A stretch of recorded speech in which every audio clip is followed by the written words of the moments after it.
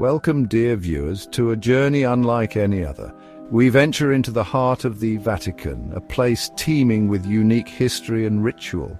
Here, within the hallowed walls of this ancient city, we will uncover the hidden workings of the Papacy. What really happens behind closed doors when a new pope is chosen? Beyond the white smoke and ancient rituals lie secrets the world rarely sees. Let's uncover the mysteries of the Vatican's most sacred process. Prepare to be amazed as we delve into the sacred and mysterious rituals that have stood the test of time. Our journey begins with the announcement, Habemus Papam. We have a pope. But who can actually become the pope? Contrary to popular belief, the pope doesn't have to be a cardinal. While cardinals are the usual candidates, any baptized male Catholic is eligible. The College of Cardinals plays a crucial role in the selection process. They gather in the Sistine Chapel to cast their votes. The doors close, sealing them off from the world. This marks the beginning of the Conclave. Cut off from distractions, they dedicate themselves. Beneath Michelangelo's frescoes, they blend tradition with secrecy. In 1378, Pope Urban VI was elected, a rare instance of a non-cardinal becoming pope. The conclave is a sacred and secretive process held within the Sistine Chapel to elect a new pope. The cardinals are placed under total lockdown, taking solemn oaths of secrecy. No phones, no communication with the outside world. The integrity of the process is paramount. Each cardinal, a prince of the church, sits in deep contemplation, bound by their sacred duty. The ballots are cast and counted with utmost care, ensuring the sanctity of the election process. The conclave is a process veiled in secrecy, a sanctum where the outside world is held at bay. This commitment to confidentiality serves as a safeguard, protecting the sanctity of the cardinals' deliberations. The cardinals are sworn to secrecy, forbidden from revealing any detail of what transpires within the Sistine Chapel. The voting process is meticulous, with cardinals casting their ballots up to 4 times a day. A 2/3 majority is required to elect a new pope, and the ballots are placed on a plate and burned after each vote. Windows are blacked out, electronic devices are strictly forbidden, and even the plumbing is swept for listening devices. Swiss guards stand watch outside the Sistine Chapel, their presence a reminder of the solemnity of the occasion. The election of a pope is a tapestry woven from threads of tradition, some dating back centuries. These ancient rituals infuse the conclave with a sense of timeless significance.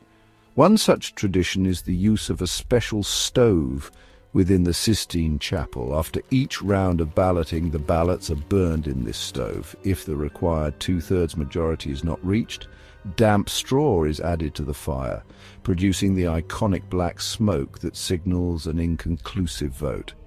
The smoke itself has become a symbol, eagerly watched by the faithful gathered in St. Peter's Square and by millions around the world. When a new pope is elected, special chemicals are added to produce white smoke, signaling the joyous news. Another poignant tradition occurs immediately after a new pope is elected. The dean of the College of Cardinals approaches the chosen one and asks, in Latin, "Acceptas ne electionem canonicam de te factam in summum pontificum?" Do you accept your canonical election as Supreme Pontiff? One of the first significant acts of a newly elected pope is choosing his papal name, a decision steeped in symbolism and tradition. This name often reflects the values and vision the new pope wishes to bring to his papacy. For instance, when Jorge Mario Bergoglio was elected in 2013, he chose the name Francis. This choice was inspired by St. Francis of Assisi, known for his dedication to humility, poverty, and peace. By selecting this name, Pope Francis signaled his commitment to these values and set the tone for his leadership. The name a pope chooses is more than a personal preference. It is a message to the world about the direction he intends to lead the Church. As he dons the papal white, the new pope prepares to step back into the world, embodying the ideals represented by his chosen name. After the election of a new pope, he is led to a small private chamber known as the Room of Tears. This room, located just off the Sistine Chapel, is where the newly elected pope takes a moment to reflect on the immense responsibility he has just accepted. It is here that he dons the papal vestments for the first time, a deeply emotional and private preparation. The Room of Tears is aptly named, as many popes have been moved to tears by the weight of their new role. This moment of solitude allows the Pope to gather his thoughts and emotions before presenting himself to the world. Once ready, he emerges from the Room of Tears to greet the faithful, marking the beginning of his papacy. This poignant tradition underscores the profound human aspect of becoming the spiritual leader of over 1 billion Catholics worldwide. For days, perhaps even weeks, the world watches and waits as the conclave unfolds behind closed doors. The faithful gather in St. Peter's Square, their prayers rising like incense, a collective plea for guidance and inspiration for the cardinals within. Then, one afternoon, a subtle shift occurs. The anticipation in the air becomes palpable, a shared sense that something momentous is about to transpire. All eyes turn towards the chimney atop the Sistine Chapel. Suddenly, a plume of white smoke billows into the sky, a stark contrast against the azure backdrop. The crowd erupts in cheers, a wave of emotion washing over the square.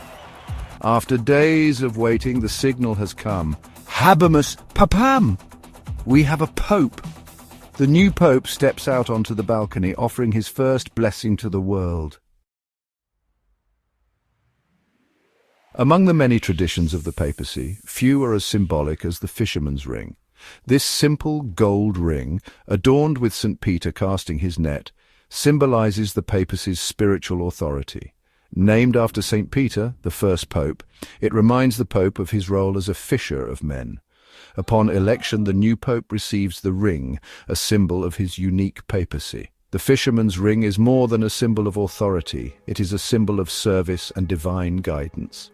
By preserving this tradition, the Church underscores its belief in divine guidance and the enduring importance of service.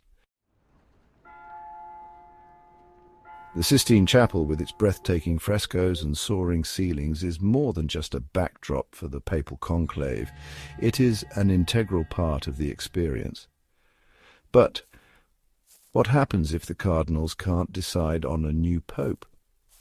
Historically, the process has sometimes taken an extraordinarily long time. The longest conclave in history lasted nearly 3 years, from 1268 to 1271, due to intense disagreements among the cardinals. The vibrant colours, the intricate details, the sheer scale of Michelangelo's work all combined to create an atmosphere of awe and wonder. It is a space where the human spirit feels closer to the divine, a fitting setting for the election of God's representative on earth. As the cardinals deliberate, their eyes are drawn to the images that surround them. They see the creation of Adam, a reminder of the spark of divinity within each human being. They see the fall of man, a reminder of the human capacity for sin and the need for redemption. The final act in the long and intricate process of electing a new pope takes place not within the confines of the Sistine Chapel, but out in the open air, before the eyes of the world. It is here on the balcony overlooking St. Peter's Square that the new pontiff takes his papal oath, a solemn promise to God and the Church.